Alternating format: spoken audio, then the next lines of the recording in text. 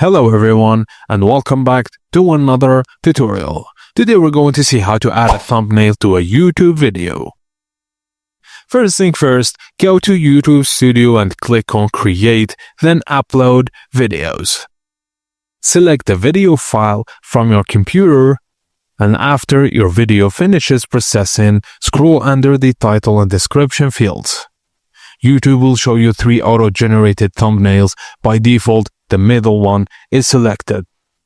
Click on the one of the auto-generated thumbnails to select it, or click Upload Thumbnail to import your own image, which is recommended for branding and better click-through rates.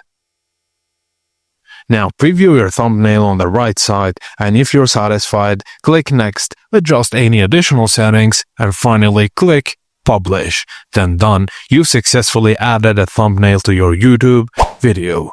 Thanks for watching, and please be sure to like and subscribe for more.